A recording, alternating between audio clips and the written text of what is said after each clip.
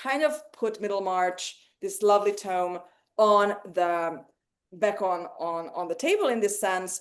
And it turned out in our conversations that actually Peter and Natasha and other people have some very strong opinions on the economics of Middlemarch and how so much in the novel revolves around inheritance and income and allowances and political offices and investment and loans that shape the kind of ideological and romantic outcomes for these people in the novel. So I know nothing about it. I'm here as an excited reader, and I have a lot of opinions on the love stories, so I will share those. But I'm very happy to bring everybody together and have some people here in the form of Natasha and Peter who know more about the math and the economics of it. And this is my intro, and then I'm going to just like mute myself. And this is a salon, so we are as much here to hear from you attendees as you are from us. So please interject, share questions in the Zoom chat, raise your hands at any point. This is not like panel and then Q&A. This is like free for all throughout. And we're very happy to see you here. I know that Taylor Pullinger is also coming, so I'm just going to check in on her because she told me 4 times yesterday how excited she is. So maybe she just messed up the time. And yeah, and then we're just getting up. Should we record this? Should I record it? I think it's already recording. I think it's already recording. I decided to go ahead. You're probably going to need to like crop off the opening of me just like sitting here waiting. We have that at every salon. There's always somebody at the beginning. Okay, but maybe we can just like crop that out, like me like putting on cuticle cream and stuff. Like we can just take that out. But I'm glad you're here for the love stories just checking too. In on Taylor. Good. I'm glad you're here for the love stories too, because I don't know what you all thought, but they're pretty intertwined. The love and the money here, the falling in and out of love, and you know, the people that want money don't have it, the Lydgates, the people who have money, Dorothea doesn't want it. Like, what is, you know, so there's so many angles from which to attack this. I think there's like at minimum like the 3 giant, or 4, I should say, 4 giant threads here. And I want to hear, like, maybe Peter can give like an introduction about the reform period and like some of the economics that, you know, I'm sure Peter, you know, like a million times more about than I do. Oh, there's Taylor. But I found her. Good. Yeah, there's the Dorothea thread. There's the whole Dorothea thread, which is, you know, has lots of interesting things from the very first sentence of the novel, right? Miss Brooke had the kind of beauty which seems to be thrown into relief by poor dress. I mean, to me, that is, in the first sentence, we are channeling like what the Row is trying to bottle and sell a couple hundred years later. Then, you know, we have the Lydgates thread, Rosamond, who would have killed it on Instagram, let's just say, and like poor Lydgate, who like wants to change the world and instead married you know, vapid social climbing Instagram girl who's like not even vapid. She's like, she is an advanced bitch. Not basic, advanced. And then we have the Bulstrode thread, which is, you know, was Rohit's big request that we made sure to discuss all of the loans and the, you know, his past. He left us with this super exciting task and then he didn't show up. Thanks, Rohit. Exactly. You guys discuss it. Exactly. But I'm curious where everybody like wants to start, because there's so many directions in which we could take this. Peter, if there's maybe some like background on the period and like what's going on in the financial world here behind this provincial town, that could be really great too. Yeah, so it's a time of the Industrial Revolution and also political and other reforms. So one theme of the book is medical reform, which is initiated by Lydgate. But medical reform is intertwined with other types of reform, like economic reform. Like Mr. Brooke is quite insistent on that. Like he mentions Adam Smith a couple of times, I think. And political reform, which was it was set at the time of the Great Reform Bill of Lord Russell in 1832, which was in 1832, which expanded greatly the franchise and made several large industrial cities basically enfranchised newly. Because before that, really, the aristocracy ruled Britain, and most of the political power rested with the countryside and the landed gentry.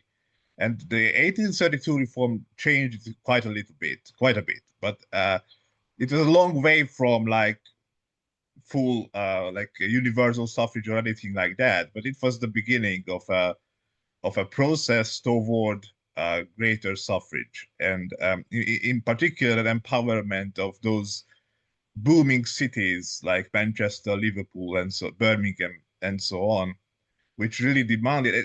This is where the economic and the political reform intertwined, because those cities they wanted, well, those who advocated for them, they wanted prosperity and free trade, or freer trade at that time. I mean, uh, there was just the movement. The movement for free trade has just started really with Cobden and Bright and others.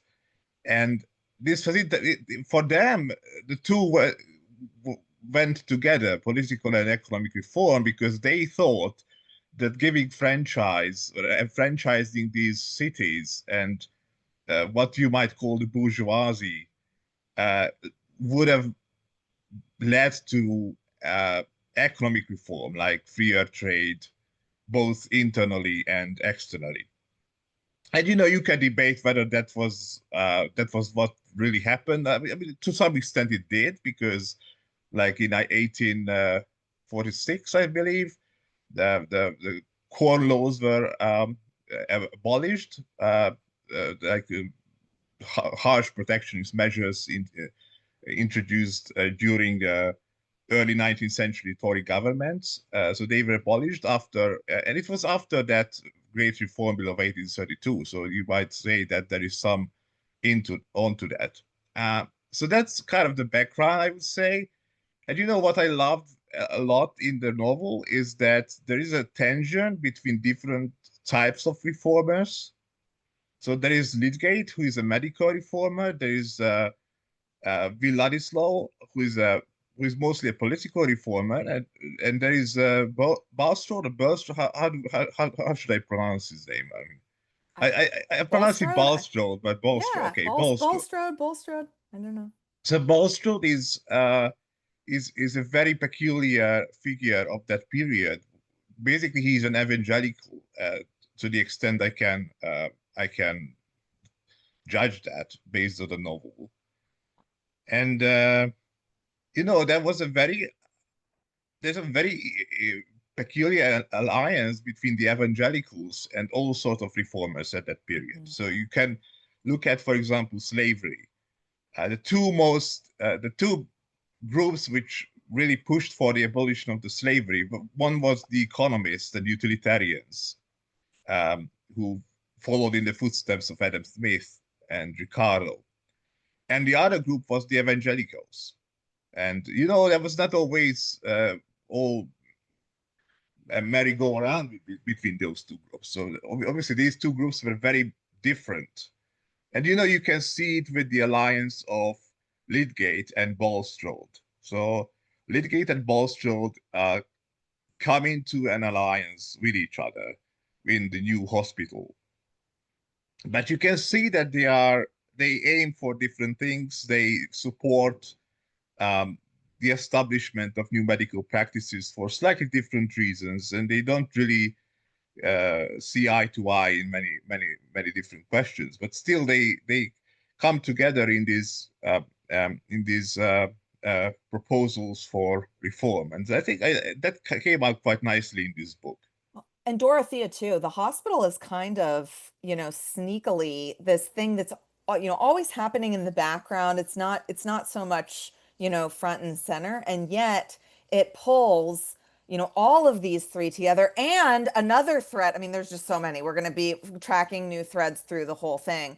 But you have the Featherstone Stone Court estate thread and what's going on with trusts and estates, and like old nasty Mr. Featherstone's whole power trip and like his desire to, you know, manage everybody financially from, you know, from the grave, and that, you know, because he's dying, that then intersects with the medical, you know, establishment and you know, and Lydgate, who then later treats Raffles at Stone Court too. So you have like this, like a state of death that, you know, is kind of like a PR thorn in Lydgate's poor side a little bit. Like, you know, he is really a long-suffering guy in the novel. I think one of the things that's so interesting about this, because, you know, ultimately, if we had to think of it's a group cast for sure, but like if I had to choose the main characters of this novel, I would say it's Dorothea and it's Lydgate.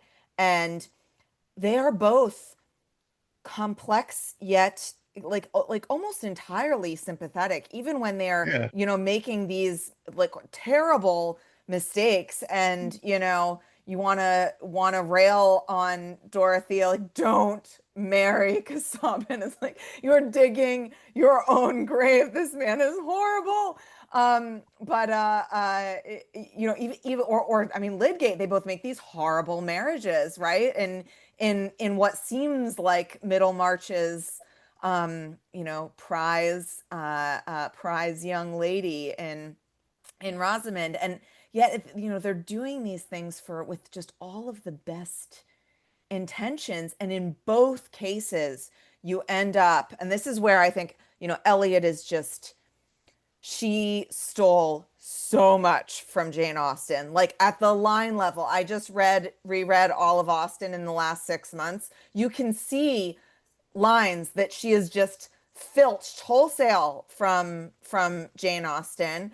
And you know, this is actually really funny because one of those lines, I thought in my debut novel, The Portrait of Emir, I thought I was stealing that same line about like a book only being a novel. I thought I was stealing it from Eliot. Eliot was stealing it from Austen. It's verbatim in Northanger Abbey. So So it's like, Northern right. yeah, What is the it is line?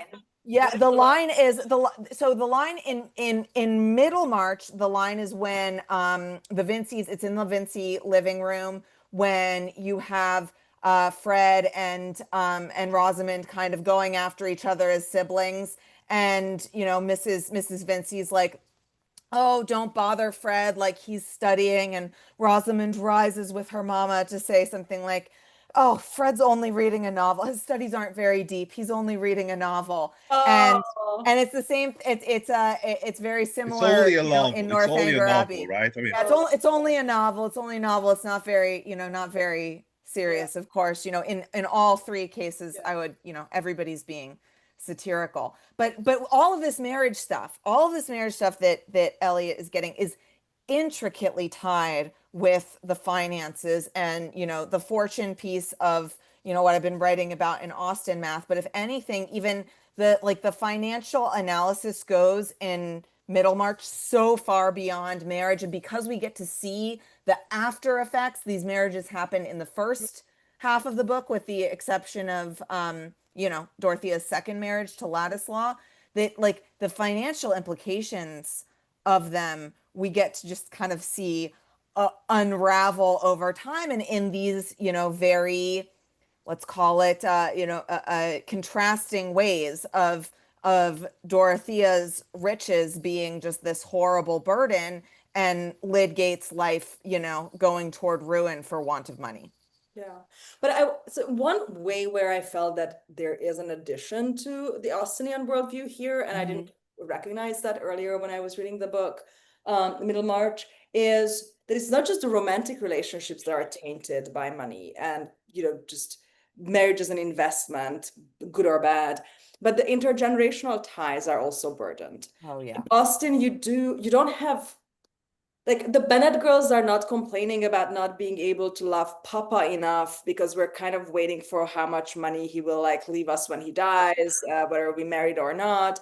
But here you have this, like, I mean, waiting for death, right? Not just out of being sad over lost love or impossible love, but you're waiting for other people to die. And it's so interesting, and this always strikes you when you're reading, I don't know, Agatha Christie, where people are like murdering each other in England for these things. But here it was extremely clear. And Dorothea's, renouncing of her inheritance from this like father figure is also so heavy with these parental implications. Like there are no clean relationships in this book between like older people who hold capital and younger people. Yeah. And that's so, it's almost like the moneyless romance is the only pure arena for people to truly encounter each other and connect, because everything else is tainted by donations, loans, inheritance, dowry. And I think I felt like Eliot is much more critical of this.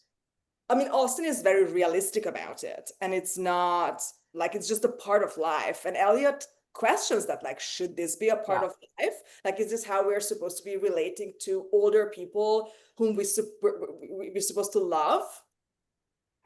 I Yeah, but totally it's agree. also a lot of that is about intergenerational persistence or intergenerational mobility, and that you can see the importance of how families function in all this. And you can contrast, for example, the Vinces. They bring up the children pretty horribly. Although it later turns out that, I mean, in the beginning, when you see Rosamond and Fred, they look quite similar to me at the beginning. And then you later realize that Rosamond actually is much worse. Uh, way, way worse. But they, I mean, they're not particularly good parents. And on the other hand, you have the Garth family, which is really probably the model family of the novel. Like Yeah. that's the way you should raise children. I mean, I think that uh, the author is basically making that point.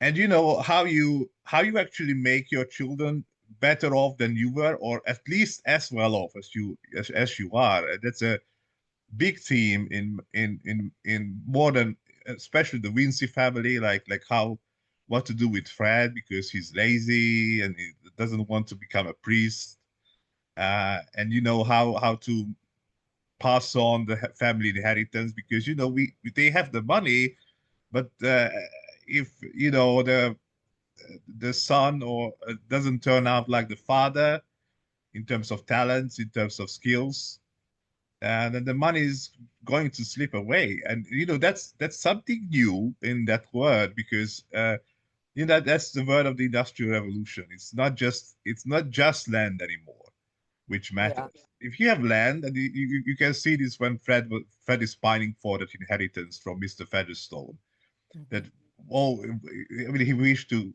inherit his land because if you had land, that was the particular form of capital which was really which really made provided you with a living without much work, right?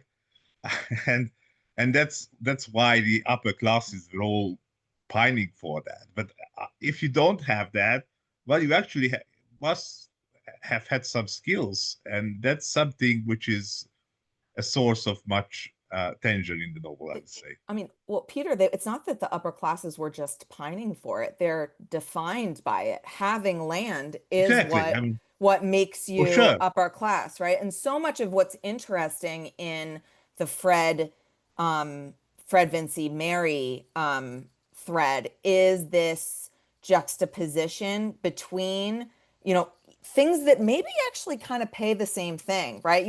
So Fred would make a horrible clergyman, right? But and he'd make a very good kind of landowner, but he didn't get the land, so he kind of has to be a land manager without the ownership. And that is a lower class way to make money versus being a clergyman, which is of course kind of like the backup option for the landed gentry. Like that Exactly. is like It's that's another the way where you second don't have to son. work, right? I Yeah. mean, yeah. That's the second son path to like, having enough. And I would actually say that Eliot, and I agree with what Anna said about Eliot questioning things, definitely much more than Austen, not just observing and kind of playing both sides, but like Eliot is more of a reformer than Austen is, Oh yeah, sure. for sure. But at the same time, you know, she's a little bit critical of, you know, she's critical of this stuff too. So, you know, she's playing both sides. You know, I'm not speaking against Austen here. It's just I feel like Eliot, as with the second mover advantage here, got the chance to know everything Austen expressed and add to it. Maybe Austen, had she lived longer, you know, and had seen more people dying, she would have emphasized that part. well, you have to also realize that, like, while, you know, Austen's first novel, you know, Northanger Abbey probably takes place in the 1790s. The rest, you're really looking at the 1800s, the 1810s. Even if we're in the 1820s, 1830s here, Eliot is writing this from the 1860s. So this was Middlemarch, and which often gets forgotten, was a historical novel. She is writing with, you know, the benefit of 30 years of reflection in a way that Austen was tackling her own moment much more. And I think that that gives Eliot the ability to safely critique in, you know, in a way that's not quite as risky as, you know, if she was taking the 1860s head on and you don't And know I what's mean, coming and I next. mean, in the 1860s, you already knew who, like, what became of these reform movements and all the social developments in the 1820s, 1830s. So it's very much it's an exposed. You could allow like exposed judgments or implicit judgments of the developers because you already knew what made of what being made of all these things. I mean, if it were to turn out differently, maybe the novel would be different. I don't know, but you know, I mean, George Eliot was an associate of like a lot of uh, contemporary liberal in the classical sense thinkers like Herbert Spencer and others who were very radical at the time. And so that's definitely different from Jane Austen, who was probably part of a very almost well probably Tory family, and Oh yeah. Yeah. even herself Yeah. was probably a Tory. So it's a very different.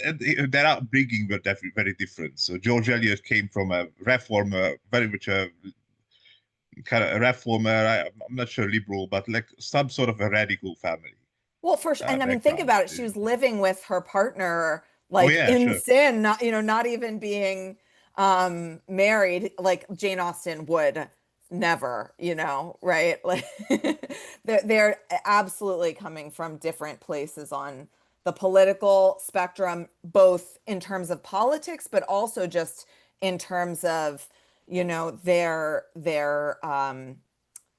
personal degree of freedom and the level of freedom they give themselves versus society's expectations.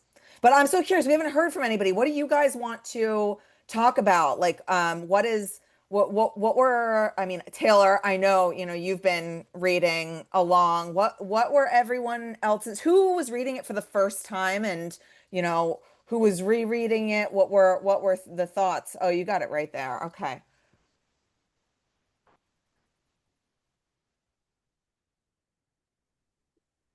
So I had a question about her attitudes towards the reform bill. I don't know exactly what the implications of the reform bill were.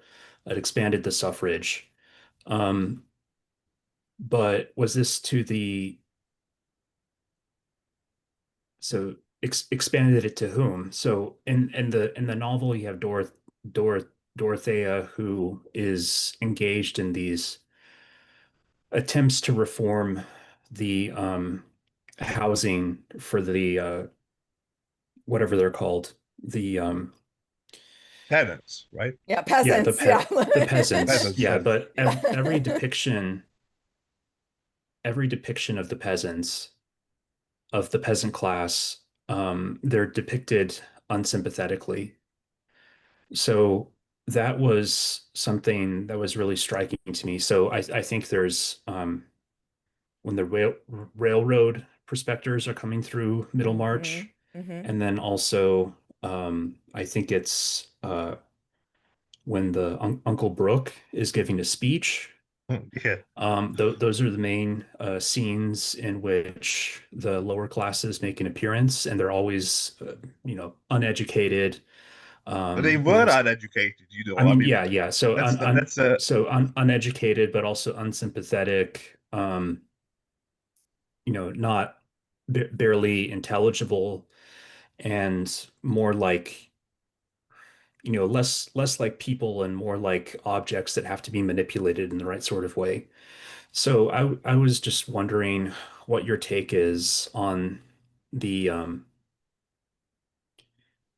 yeah, her attitudes towards political reform and specifically the lower classes, since it's by no means the case that they're depicted sympathetically throughout the novel. I think that in 1832 reform bill, there was no question of extending the franchise to these people. So it just didn't come up at all. So I mean, that was just very, very, very far.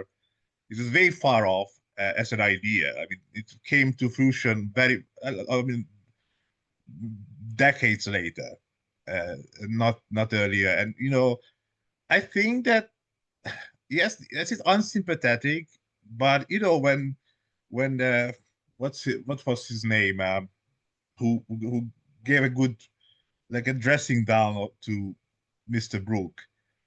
It wasn't entirely unsympathetic. We could empathize with their lot and their grievances against Mr. Brooke, I think. So I'm not sure that, um, especially that scene when Mr. Brooke goes out and has this quarrel with that peasant, and the peasant, he actually makes his case quite.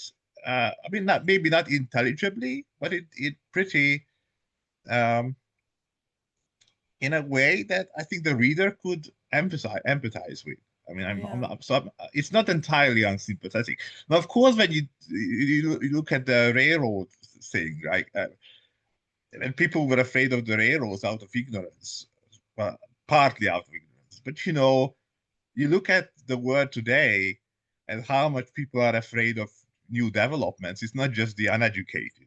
And a lot of the educated people are against progress when it comes to actual progress as opposed to being progressives, right? So Eliot is very much pro progress, not in the terms of being a modern progressive, but being for uh, economic progress, for political progress, for maybe I'm not sure about moral progress. I mean, Bulstrode is of course criticized throughout the novel, but so I'm not sure if I agree with your point that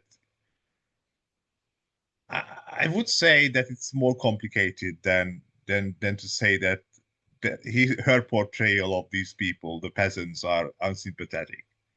Yeah, I think there's something there. I might put it a little bit differently, and I was thinking of Levin and Anna Karenina too, Anna, because you almost I would almost say that the peasantry is not treated with enough like full humanity to be sympathetic or unsympathetic. They're almost more part of the setting.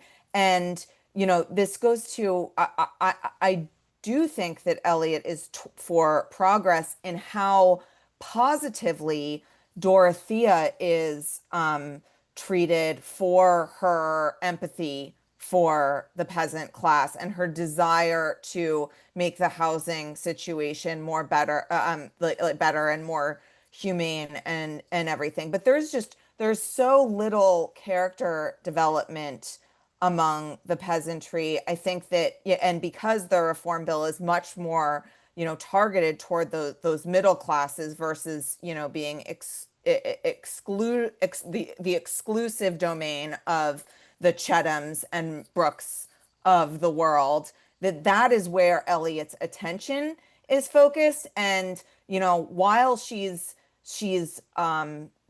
desirous in much the same way as Levin and I think Tolstoy would be, the reality is a lot of these folks are just so off from an educational perspective that they're out after low-hanging fruit of like having reasonable housing for folks. And it's just, to Peter's point, it's just decades and decades and decades away before people of that, kind of peasant or, in Russia, serf class are started to be thought of as being worthy of the vote of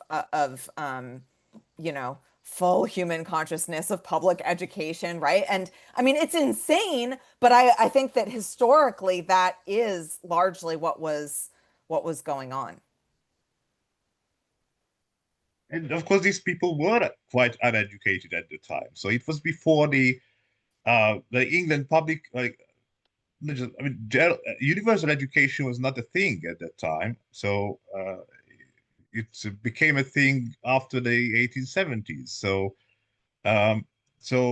those people were, I mean, that's another reason why I don't think it's necessarily kind of unsympathetic portrayal, because um, these people, they knew their own mind. It's kind of evident from how they talk or what they say throughout the novel. But of course, they are not going to talk in the same way as the main characters, or who had much higher degree of education at that time. I mean, so I think that's just part of being realistic. And of course, I mean, there's also limited empathy in terms of, like, of course, if you come from a well-educated middle class background and you try to imagine how a peasant in the 1820s would talk like, I mean, maybe you are going to exaggerate a little bit. So that's possible. So I don't know. Maybe none of us knows how an actual peasant uh, talked or behaved like in the 1820s relative to members of different classes. There are obviously research on that and so on. I'm not familiar with that much, but in trying to imagine how these people lived at that time, it may have been something of a challenge for Eliot, actually, because she came from such a different background. John, did you want to jump in? Oh, we can't hear you. Oh, I can't hear you. Yeah, you're John. not muted, by the way, so you may have some problem with the computer audio.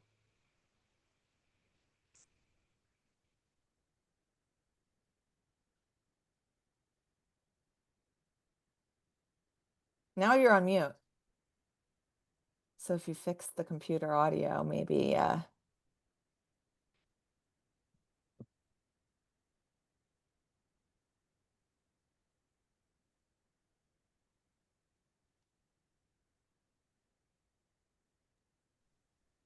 Maybe. Can you hear me now? yeah, there we go. All right, I was on the wrong mic. Yeah, so I was going to say I was curious to kind of dig into the idea of an unsympathetic portrayal and what constitutes an unsympathetic portrayal. Are we talking about like just that they speak in an uneducated way? Because to me that doesn't seem unsympathetic. That's simply at least what to the author might be an accurate portrayal. But I was thinking that what you meant, Adam, when you were saying unsympathetic, was that they were portrayed as either not having moral significance, which is why I said in the chat NPCs, or that they're actually somehow immoral, right? That they do things that are bad. So maybe if you could explain that a little bit more. So it's been a few months, but as I recall, I mean, there are instances where Is it it's Caleb Garth who has to deal with them when they're at the with the when they're bullying the railroad prospector. So there's a sense in which they're a dangerous force that has to be that Caleb has to deal with skillfully. And they what I remember reading that and just feeling anxiety. Are these people going to, lash out at him or not? And I think there's also an episode where um, Brooke is dealing with one of his serfs who is Yeah. beating his son. So I guess, yeah. So the fact that they speak in a different way is not in itself significant, but just their appearances that stick in my memory are um, as they elicit, anxiety, elicit fear, are something that the main characters have to deal with as kind of an obstacle. So yeah, I guess maybe borderline immoral, at least in terms of the one instance with the father beating the son, and But otherwise just their ignorance people being. like, Sorry, go ahead. sorry, but I mean, people were beating their sons throughout history, and probably. And by the way, when you refer to that scene, uh, actually, that guy makes a couple of good points about Mr. Brooke.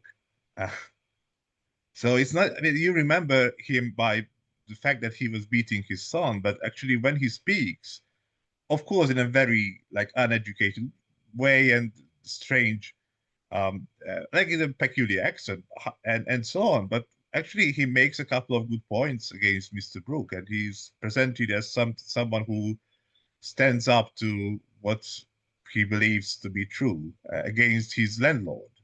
He's brave. You might say he's brave. Well, he's also drunk, of course. That's why Right. he's so brave. But still, I'm not sure that that's unsympathetic. He kind of has more and less sympathetic aspects, like any other character in the novel. Of course, he's a minor character, but his representation, I wouldn't say entirely unsympathetic. And the one about the Caleb Garth and people who are bullying the railroad people. I mean, there were of course a bit before that time, but the Luddites, right? So there was that it was a representation of people being against progress out of fear of what it might bring. And of course, yes, the peasants were represented as the ones who resisted progress, but it wasn't only the peasants. If you look at that chapter earlier, you can see a lot of Middlemarchers discussing between themselves what the railroads might bring. And many of them were actually against the railroads, yeah, in the novel. So it's not just the peasants who are against it, yes, I would say.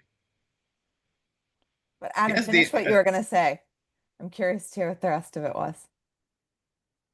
I think I was just going to flag that many of the main characters are portrayed as severely flawed. So even Lydgate, I think, definitely Arthur Brooke. It's Arthur, yeah. I Yeah. So think it's Arthur. he's almost from the start, if I recall correctly, he's portrayed as a comic character, so well-meaning, but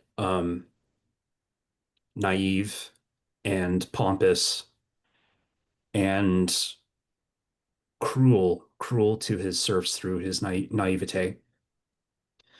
So I don't think there's every sort of depiction of every single character is very nuanced in the novel. There's no one who's perfect. I mean, Dorothea maybe comes closest, um, but it's just in terms of they're humanized in their imperfections. Whereas there's this class dimension where I feel like the novel's perspective is situated on this landed upper class and then the sort of middle class that interacts with them. And then the bulk of the population, who are these people who have no education whatsoever, are depicted always at a very strong distance and in a way where they elicit some Yes. degree of moral disgust or some degree of moral discomfort. I mean that's just an observation, and of course it's yeah, like everything that everything in the book. You can't really describe it in terms of niche generalities. Yeah, and I agree with Taylor that Mary Garth is probably the one who comes closest to being perfect. But also her father, I think, is a figure who is deeply. I don't even remember whether any flaw in his character is revealed. Because he can be tough. Yeah, there is. Even Caleb has a flaw. Caleb is bad with money. He Oh yeah, doesn't sure. know his worth. He he does things like he makes stupid decisions like back Fred Vinci so that his own son can't get apprenticed effectively. I mean, Yeah, sure, no, you're right. he has big time flaws too. Yes, and maybe Mary. Yeah, Yeah, so Mary's the Mary. best for sure. The other one that I think comes out very, very well is Mr. Fairbrother, the Oh yeah. clergyman. But not to say that he's perfect either, right? You know, he I mean, he's a turns clergyman, to and clergymen, gambling just like to in the case of Austen, they are not depicted very in a very complimentary light. except for Tilney. Like that's what, most of the Except clergymen for are Tilly. terrible, but but Fairbrother really is, I think, and it is to, for instance, it is to Lydgate and Dorothea's credit that they back Fairbrother to get the living in of the Casaubon area that I'm forgetting the name of the Lowick. estate. Yeah, Lowick. Lowick. Thank you, Yeah. Lowick. Yes. But I mean, I think that Adam's Yeah, right but on. even Fairbrother is depicted as being well, he's a gambler, right? I mean, Yeah, he's also, I mean, until he's a he clergyman. gets the He's a Lowick clergyman. living. But And yeah, you no, know, he's also someone who is given to odd hobbies. yeah. Um, and and that's very interesting because, and from an economic perspective as well, how these novels depict clergymen. And that's also very realistic because being a clergyman meant you had a patron or patroness in the case of Mr. Collins from Pride and Prejudice, right? And and it was a living, it was a ready living. You didn't have to work for it Not at very all. hard. I That's mean, why it was but still it doesn't considered matter. It gentry. didn't matter how many people turned out in to your preachings, right? You still got the living, and of course that Adam Smith wrote about it in Wealth of Nations that when the clergyman's compensation does not depend on the number and fervency of his flock, then the clergyman becomes very lazy and indulgent and all sort of I mean, and that's what you see in that novel too. And um, I mean, that's why Mary Garth could say that clergymen were ridiculous, or most clergymen were ridiculous. But it is interesting. But I think that is also backed up by the fact that Mary ultimately marries Fred after he doesn't become a Yeah, sure. clergyman, not Fairbrother, who is interested as well. And this goes to, Fairbrother's kind of natural history obsessions, and that probably Fairbrother shouldn't have become a clergyman either. But because it is, it is the respectability of it, the class stuff, the fact that you need to go to university to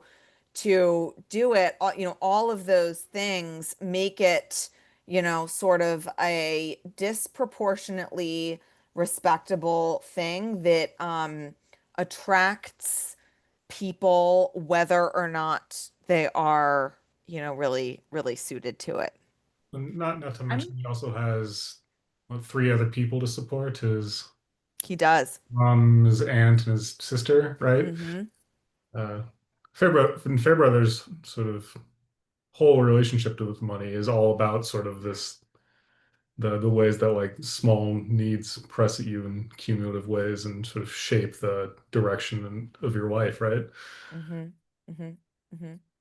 And it is really interesting that in several cases, Fairbrother is the one to kind of navigate the disasters of others that he echoes. So this happens multiple times, right? He has money problems and like the gambling thing, a little bit like Lydgate, where Lydgate almost goes down that road at one point, which is a very fateful moment in the novel where Fred is actually the one to save him and like snap him out of his gambling trance. But Fairbrother, who has like the gambling problem before Loic, it's not necessarily the problem. He has those three ladies to support. He's knows that he's good at it. He kind of knows his limits and he does it, and he moves on almost out of necessity. But he is the one who helps Fred get Lydgate out of there. He's the one who helps Fred get out of there, and he also helps Fred win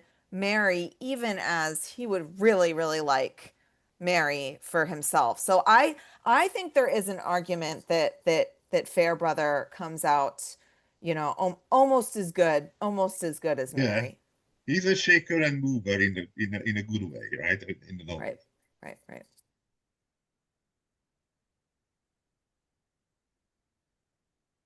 So Who I'm else? curious Taylor about, Taylor is off mute. yeah, I'm curious about your interpretation of Mary saying that clergymen are ridiculous, because I guess there's a few things there, but my interpretation of like when she says that is that she wants Fred to do something like real that he cares about. And it's not like if he cared about becoming a clergyman, she would be fine with it. But she just like she wants him to do something real with his life. And so that's why that I think my sense is that like that's why she says it. And for her, it's not about what the vocation is. It's the fact that he kind of pours himself into it with like dedication. It's about fit. It's about And it fit. is also, I mean, as Natasha said, that many of these clergymen enter this profession not because they love what they were doing, not because they wanted to do something useful, but because it was a sure living. It was like being a landowner, only to a so it was a one step down Right. from But being my a point is that landowner. if Fred had been like Yeah, excited about it, then she would have been like, absolutely go ahead, throw yourself into this, do a good job. But she wanted him to be doing something real. I agree with you. And I actually think that that's also, they've been friends since they were kids. Mary understands Fred very well. And she knows that if he did go into the clergy, it would be for all the wrong reasons. It would be for his gentry aspirations and for his own ego and frivolity, and not for, any kind of genuine and yeah, exactly. And that's why I think it's that she says he'd be ridiculous, because Mary has the utmost respect for Fairbrother as a clergyman, and she doesn't have the same she doesn't have a disdain for the profession. I completely agree with you. It is that she knows Fred well enough to know that it's a bad fit, and she doesn't want him ego tripping and social climbing into a profession to which he is not suited, and would really help not be a negative on his congregation, because he wouldn't be good at it, and he wouldn't be good at supporting people and putting others first the way Fairbrother does again and again. So I agree with your read there, Taylor. one other thing that I liked about the novel is that there's so often, well,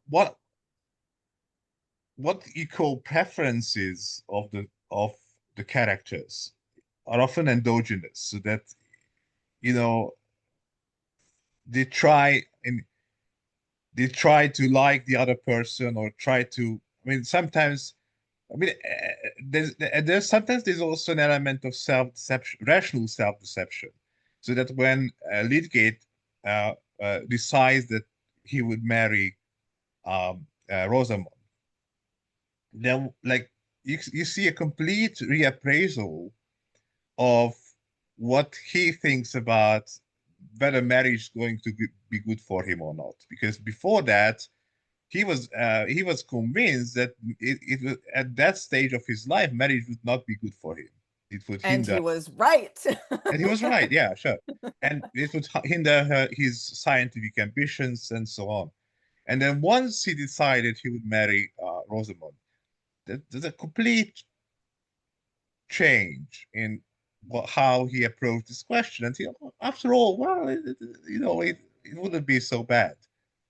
And Does that's kind of rational for him because once he made a decision, he wants to feel good about his decision, obviously. yes, but I think at the same time, there are opportunities for him to get out that he doesn't take. I think Lydgate, to bring in the economics of it, that it becomes a sunk cost fallacy here, where he thinks that, I've already made this, where he thinks he is too Yeah. far down the road to, revert to his prior position when he's not. Until they're actually married, he really could have, at any point, backtracked on this. And I mean, he just gets in trouble with her immediately from their furniture and house letting, and this becomes the problem that dodges him, not just for the rest of the novel but the rest of his life, like, because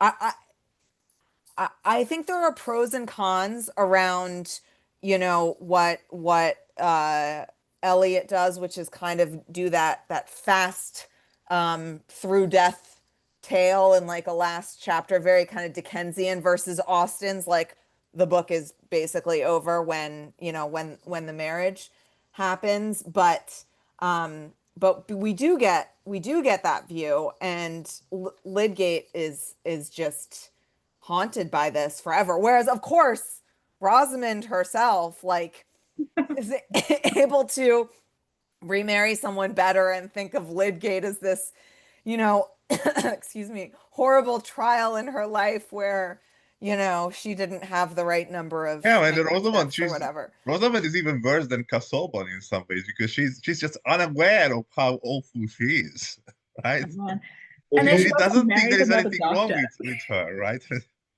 But by the way, we are not made aware of how bad she is at the beginning.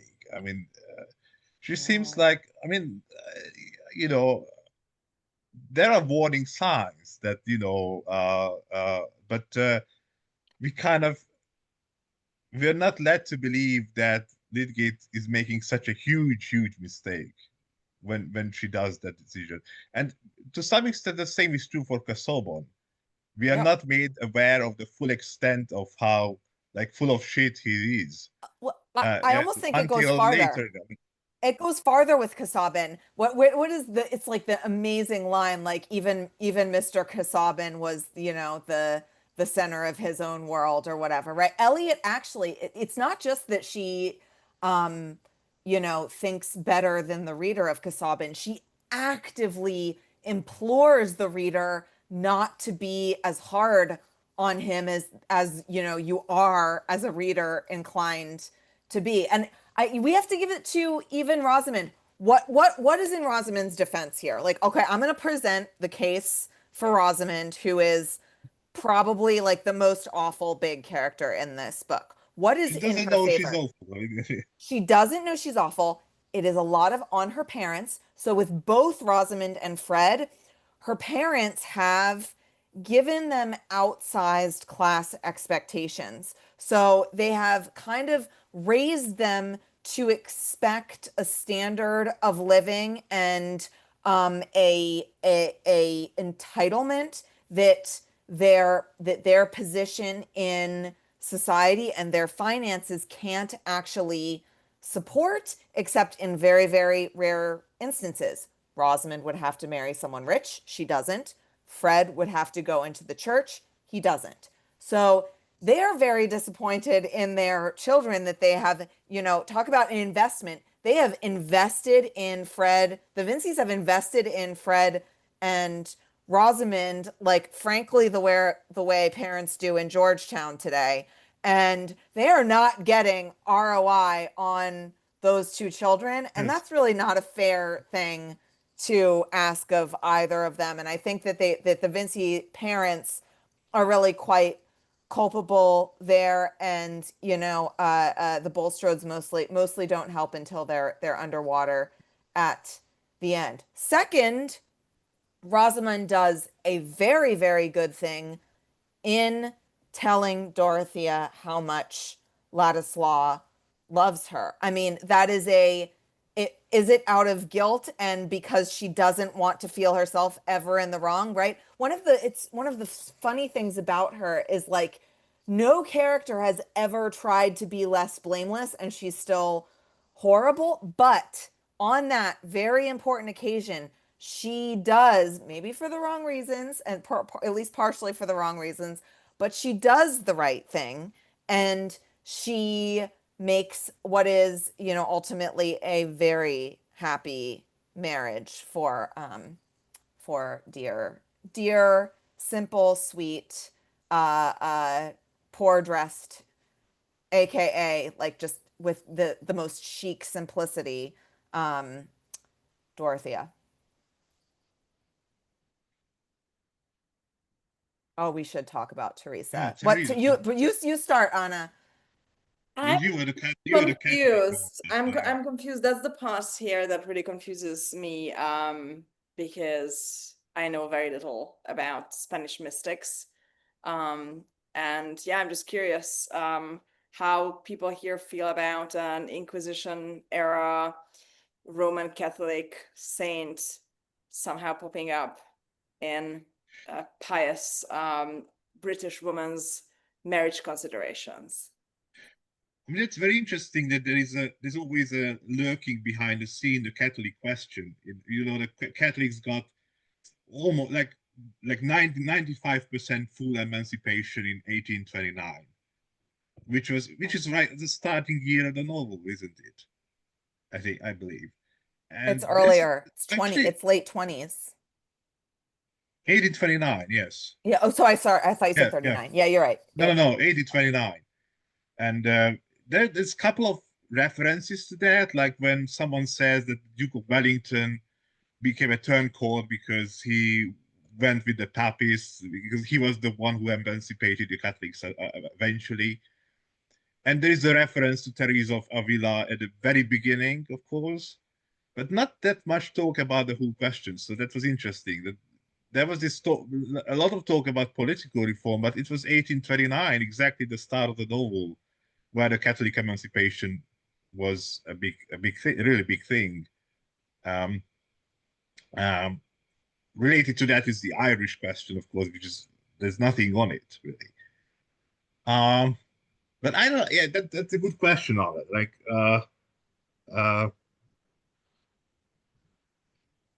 it is always. I mean, these kind of topics, like the Catholicism, they come up throughout the novel.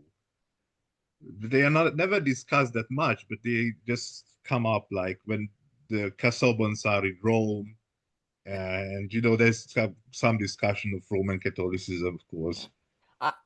That's what I was going to say, because between the honeymoon in Rome, to me, Teresa's presence and the reference there is much less about the Catholic question in England, and has much more relevancy to Dorothea and kind of the idea of a modern saint or would-be saint or, like, aspirant saint. Can you still be a saint? And of course they go to Rome, and there's Ladislaw and his friend who want to paint her. She looks saint-like. She has this this bearing. It goes, I think, to the simplicity in the first line of the novel. And, you know, I think that Eliot comes back to it at the very end, that like, you know, and this is where I wrote this in a note on Substack. This was the first thing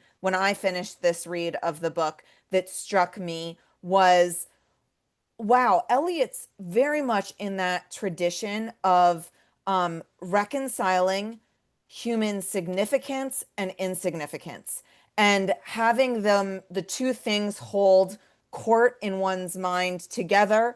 And that Dorothea's whole persona and her connection to kind of like a Saint Teresa, somewhere between you know, the humblest human and the most regal god, right? And she's both at once. She's both at once. She's like one with the peasants and on their team, but also like otherworldly compared to everyone else in the novel, including, by the way, Rosamond. I think that ultimately Rosamond's family and Lydgate are the only people who prefer Rosamond to Dorothea.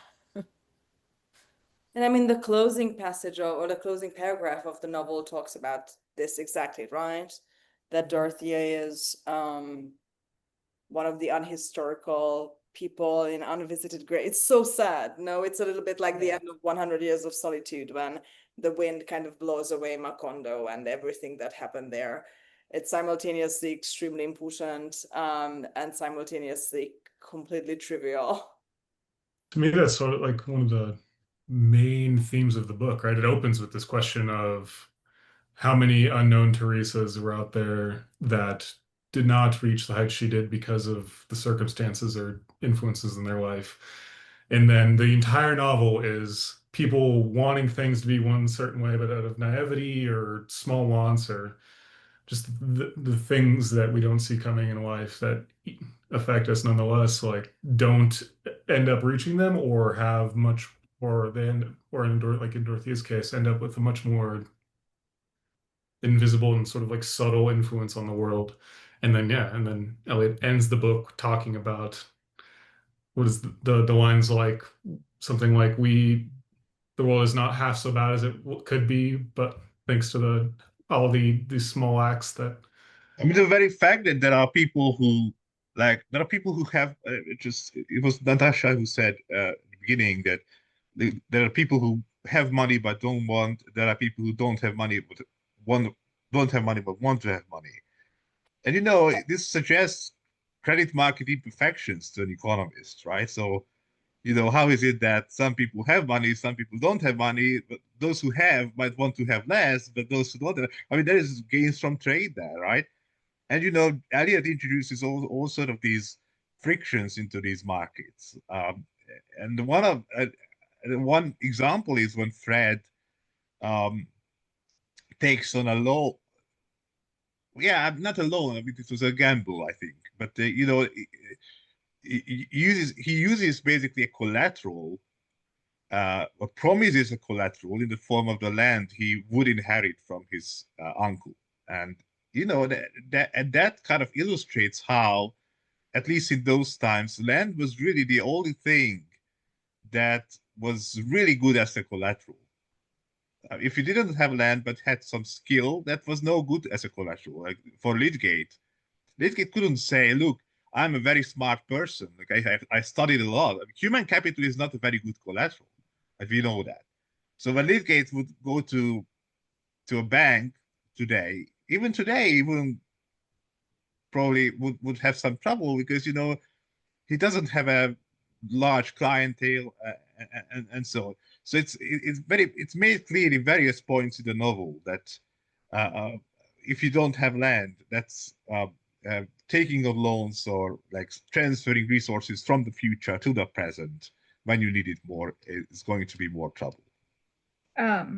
It's funny that Lydgate's the one time that his capabilities as a doctor were able to actually provide in that way were when he died and his wife got a big life insurance payout. Oh my gosh, Yeah. absolutely. It's perfect because that's ultimately what she wanted, right? That she still has the relations, you know, that she feels socially superior due to, and now she has her money to go get married to. Another doctor, which Yeah. like she clearly found like so distasteful the whole time, which But I thought was really funny. it wasn't that he was a doctor, it was that he was a poor doctor. It was that he was a reform doctor who wasn't shilling like, the snake oil and stuff and all the, the potions that everybody Right. that kept the other practices, Right. flush. It's funny because like reflecting on it, I've got a background kind of close to the medical world, and like it's interesting to think that like in the book there was a whole discussion about how people were like, well, like he's clearly charging, like there was like this whole discussion about like how doctors charge for their services, and like they shouldn't be charging a fee for their own expertise. Like they should only charge based on the prescriptions that they give you, which like clearly the incentive there is for them to just prescribe a bunch of absolute nonsense. But the people are like, nope, this is definitely the right way to not do that. Like he's clearly ripping us off. Like, and it was so funny to see that and just like reflect on kind of the absolute disaster that is messed up incentives in the current medical like medical Yes. system with pharma and insurance companies and all this stuff, and like And the people become invested in those medicines, right? I mean, once you start taking, I mean, there's a paper I've been working on with a couple of other people, which kind of touches on that. That once you invested in being like taking some drug or taking like the homeopathy or whatever you're taking, you don't really want to hear that it's no good, right? You want to, unless the stakes are really high. But if the stakes are not so high, like taking some meds for, like say, taking something which is worthless for your cold or something, you're not going to ditch it, even if someone else points out or there is some new other type of doctor who says it's nonsense. What is he talking about? Like I don't want to hear this, right? I And yeah. you can see that in the novel, like in various pages, the people are going on about Leadgate. The Leadgate, according to Leadgate, the stuff that I'm taking is no good. Like how dare he says it, right? How dare he say it? Yeah. Well, this is how the changing of the stakes is how Lydgate meets Rosamund originally, right? Because the Vinceys originally have some other family doctor, I don't remember which one, and then Fred gets sick and Mrs. Vincey is despondent, and Lydgate happens to be strolling by or something at the time, and so they Yep. call him. Yep. Yeah. I mean, I the mean, whole, Litigate is called when the stakes are high, right? I mean, it's right. it's also the case of Casoba. Yeah.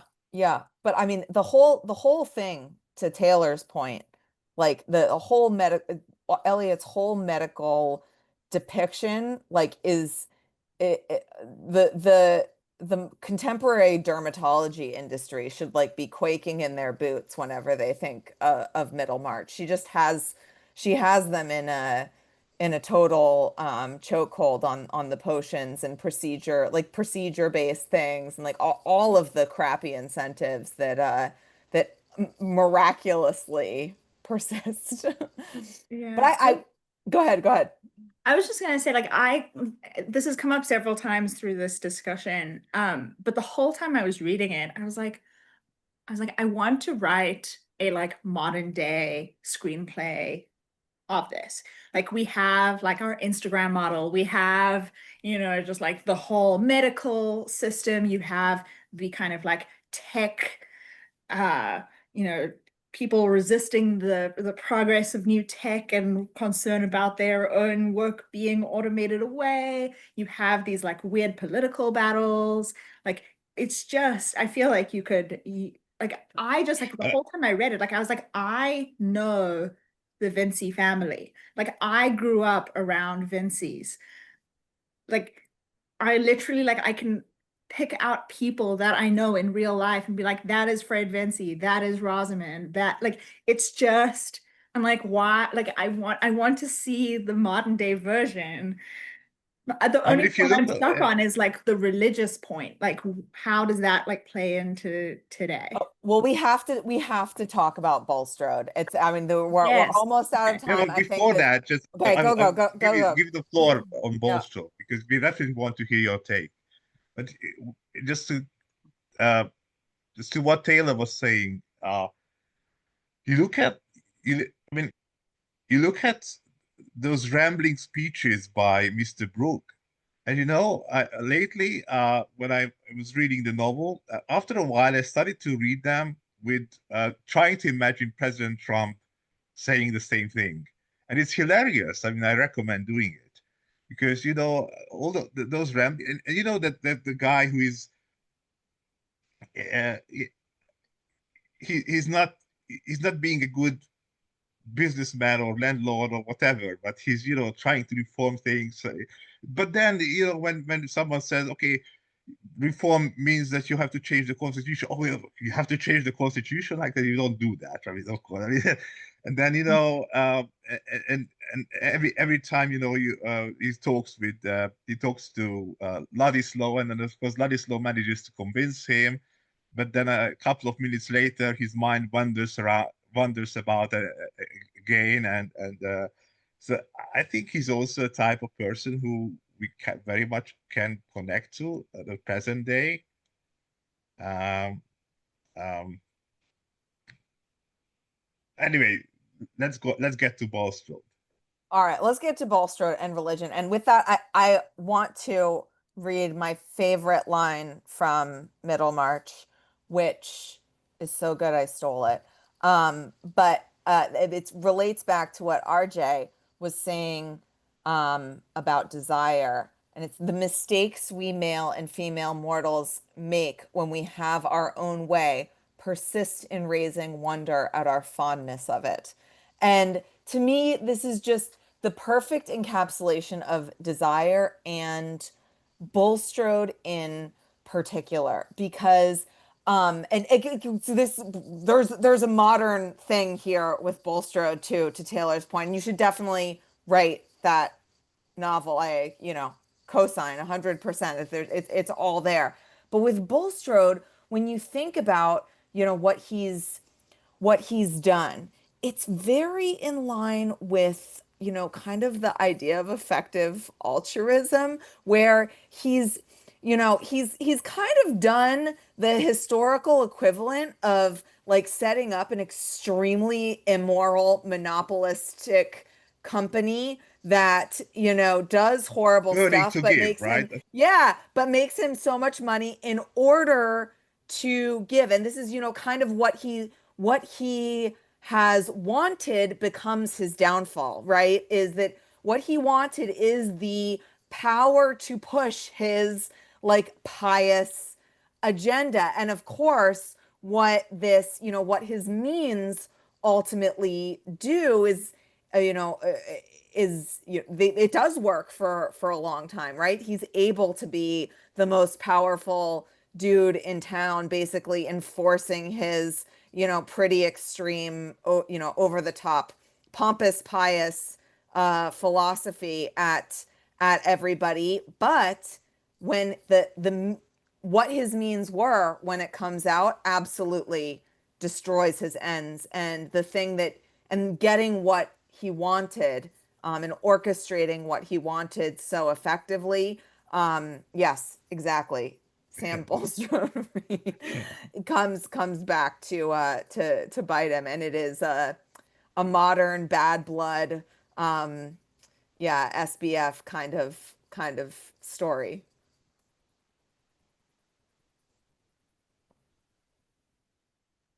Maybe the SBF comparison is particularly apt, but to me, Bulstrode is like the strongest sort of moral warning in this book, because if I remember correctly, the beginnings of him getting that fortune are earnest. He's involved in this like religious group and comes under the mentorship of one of the people in charge of it, and then ends up taking over that person's business at the time, unknowing that that guy apparently had no qualms having a shady business while also being sort of high up in this religious position. Bulstrode then just keeps it because it's convenient.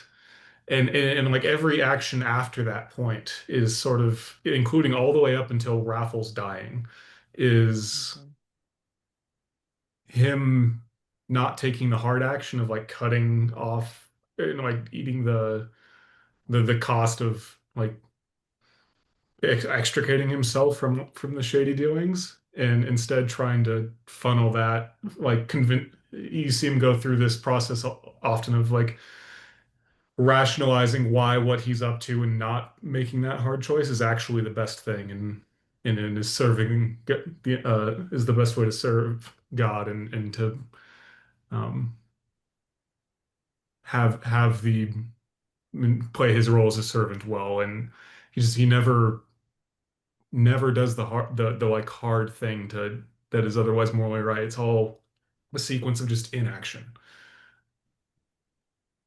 because it's convenient otherwise, to not take that action.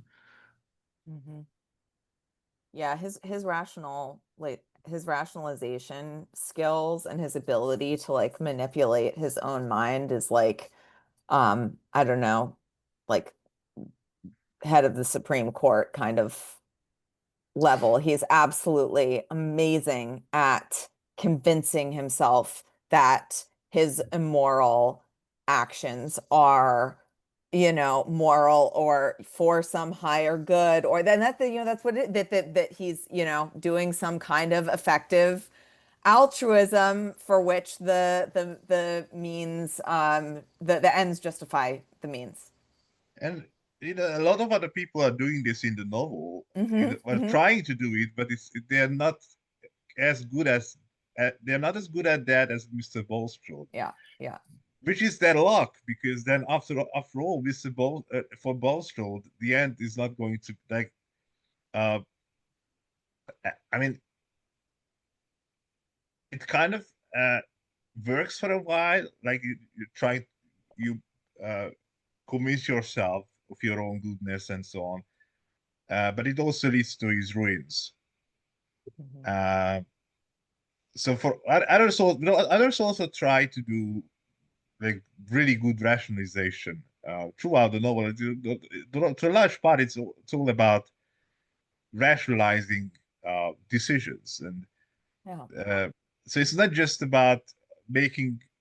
I mean, once we are at economics, so it's not just about making responding to incentives or making rational choices, but also rationalizing these choices, trying to explain to yourself why the choice you've made was a good choice. And a lot of characters are doing this throughout the novel. Yeah. Well, part of Eliot's point, though, there is that's what humans do. Like human beings are amazing at this. What is the word from? It's like from Leonard Mlodinov or something, like that the human brain is a lousy economist, but an absolutely outstanding lawyer. Like we're doing so much more post hoc rationalization versus pre-decision rationality. And Bulstrode's the best at it, like by far, but really everybody's pretty good. And I think that may actually be one of the things that that kind of separates the characters that ultimately end up on the side in the more, everybody's in some kind of shade of gray, but the more positive characters versus the more negative are how much kind of reflection they do before versus rationalization after. Mary, if you like, does it all up front. She insists on seeing Fred actually come through before she marries him, rather than just because she wants to marry him, goes and does it the way Rosamond marries, Lydgate, for instance. And that is in many ways because both Fred and Rosamond are like similarly superficial and similarly, you know, trouble versus not trouble at the beginning of the novel. If anything, like it seems like Rosamund's kind of the better Vincy kid and Fred's the black sheep. The reason I think those two things switch are because Lydgate rushes headlong and is all post hoc rationalization versus Mary insists on getting the goods up front before she agrees to spend her A life very with good them. point. And, you know, marriage, we're back to marriage again, the ultimate economic transaction, right? Interpersonal M&A. And they they have to face the music. Well, you know, Rosamund and Lydgate have to face the music and Fred and Mary much less so uh, of the not just the difference in their choices, but good, you know, better or worse choices coming out of more rational versus more post hoc rationalization, decision versus reflection. That's a very good point, I would say. I mean, That's interesting. One thing about marriage that kind of pops up for me with this is thinking maybe of Dorothea as also having like kind of run into things a little fast. And I spent like 5 minutes earlier trying to find this quote that like stuck with me. And I think we were speaking earlier about how Eliot even kind of manipulates us to be very sympathetic to these characters in the beginning. And in the scene where Dorothy is like crying about her marriage and she's like realizing she's like made this big mistake, it says, "I suppose it was that in courtship, everything is regarded as provisional and preliminary, and the smallest sample of virtue or accomplishment is taken to guarantee delightful stores which the broad leisure of marriage will reveal. But the doorsill of marriage once crossed, expectation is concentrated on the present. Having once embarked on your marital voyage, it is impossible not to be aware that you make no way and the sea is not within sight, that in fact you are exploring an enclosed basin." And I feel like there's something about that kind of sort of inability to really do all that rationalization beforehand that's kind of revealed by that, right? You get these like this sort of small little sampling, and then have to kind of make those decisions. And like looking at, say, like Mary and Fred, right? Mary has such an advantage at having grown up with Fred. She knows him like inside out, so she can, you know, she can wait on him and say, actually, no, you need to prove yourself first. Whereas if they'd just met like recently, maybe she wouldn't be able to do that as much. And then the other thing, just before we move on, is it's interesting to me that Bulstrode also married a Vincy woman. Yes. Yes. And kind of, you know, we speak a little bit about like there's sort of these like weird parallels between Bulstrode and Lydgate, and maybe around the sort of like his post hoc, like, you know, whatever, I did like a bad thing and it's okay. Whereas Lydgate's like, I didn't even do a bad thing and it's not okay and I'm freaking out. But it's interesting. Bulstrode's Ritzy girl seems better, though, I would She say. does. As a wife. We don't get a very clear Yeah. view, but she is, you know, she's clearly like, you know, the same beautiful Vincy, you know, comes from the same beautiful Vincy Oh, story. sure. But this whole novel is kind of a, and that's also something which is common with Austen, that it's a cautionary tale against a certain kind of romanticism. Mm-hmm. But in Austen, it has less disastrous consequences because at the end of the day, You don't see okay, them. Marianne Dashwood, okay, but Marianne Dashwood doesn't.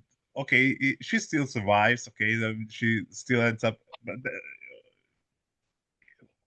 okay, Marianne Dashwood is a cautionary tale. What about the Bennets? Mr. and Mrs. Bennet are absolutely a cautionary tale. Yeah, but we don't know. Marriage. Like we don't know how they started out. I mean, oh, sure we do. don't see the She process. was pretty. She was pretty. He was smitten. Like it was very Lydgate Rosamund.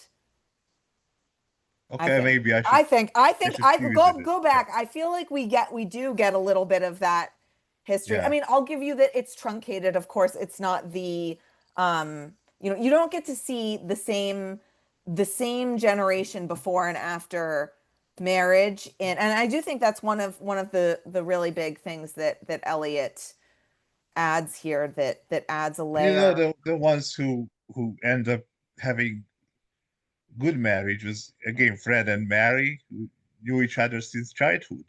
Yeah.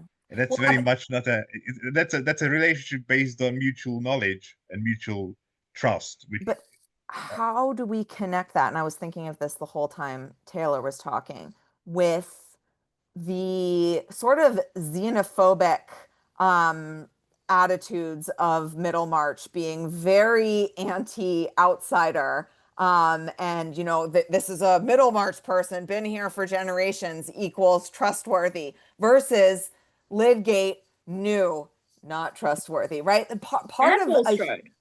and Bulstrode's an Bulstrode. outsider. Lydgate's an outsider. I think that's another, it's another parallel, but between them. Ladislaw kind of. Sorry, I will have to Gets that too. move, but just Oh yeah, well we're gonna moving I think around. we're gonna have to wrap up soon. Anyway, I know we've come to the end of our time for the most part, but that last thing, and if there's anybody have any final thoughts, things we just must say before we say. I'm so curious because based on so much feedback in Interintellect in preparation for the Salon and generally conversations with friends, everybody feels that Eliot is so contemporary somehow. All the characters, as Taylor said, remind us of other people. There are phrases, references, kind of jumps in thought that feel extremely contemporary. And I'm so curious, what do you guys think would be today's Middlemarch? Like, is there something in contemporary literature, TV series, movies that you feel at least approaches the depth and scope here? And if not, who should make something like this? We could write fan letters.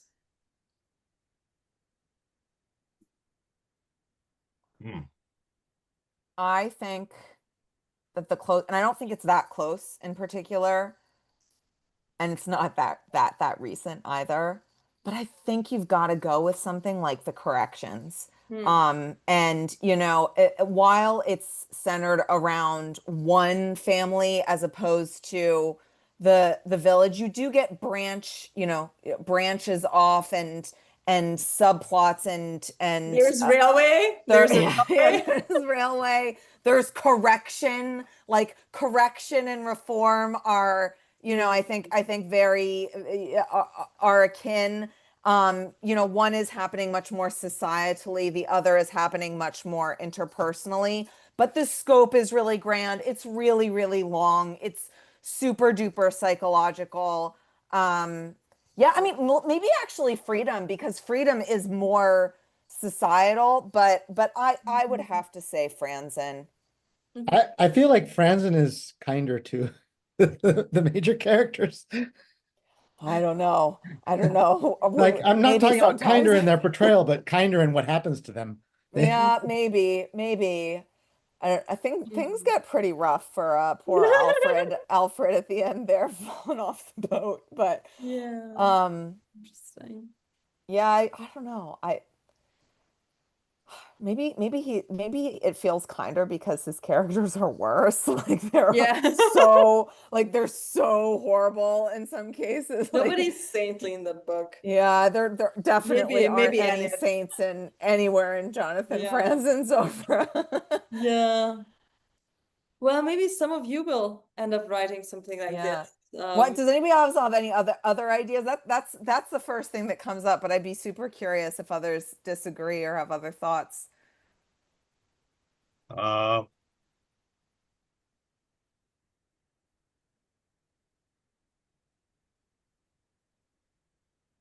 don't know. I mean, one thought I know I wrote down to myself was that, but we kind of already touched this. It just maybe we didn't make it explicit. Is that Eliot very much, and it is something somewhat similar to Austen, but it's more explicit. She is very much with the middle classes or the bourgeois classes, as opposed to the landed gentry, and you know, Or the peasants. or She's the with the peasants. middle Yeah. class for sure. Yeah.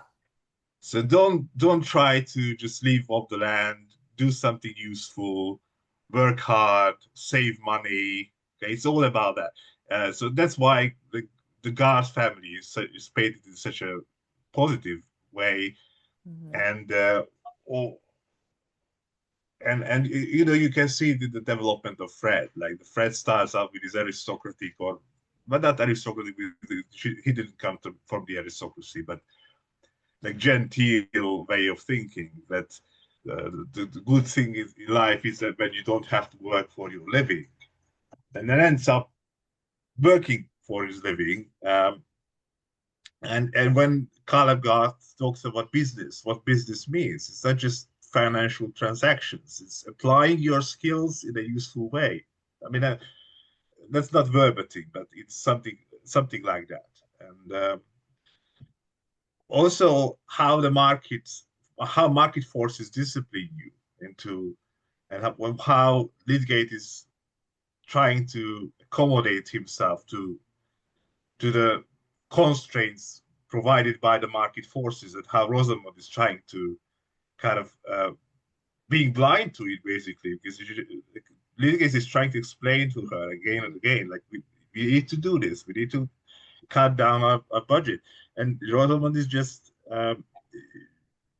she grew up with very different notions. And so you have these, and this is a society in transition toward an actual market economy, from a half feudal system to a market economy, and you can see these different perspectives clashing throughout the novel.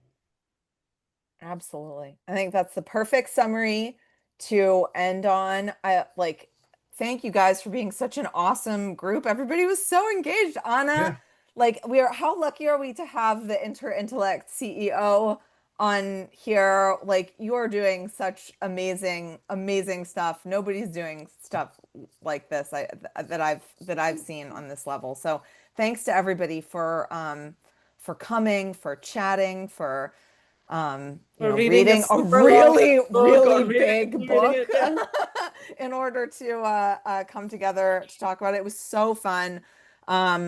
I don't know, Peter or Anna, if you have any salons. I have a request for the group. I really would like to hear from you in Discord, in the Currently Reading channel. I'm sure everybody has multiple essays kind of like clogged up in you. Please share it there. And also, I'm sure like just this salon helped you process some of those thoughts. So maybe in a couple of hours, you will have the big eureka moment. We don't want to miss out on this. And also, I find that, I mean, this is the second salon that we're devoting to the economics of great authors. I have a huge theory that Hilary Mantel was also a great economist. If you read Wolf Hall, the entire Cromwell household is an oikos. We would love to do other novels. Every household is an oikos, right? Yeah, but not every literary household is explicitly one. All right. And so it would be so interesting to hear your suggestions or requests of what we should analyze next.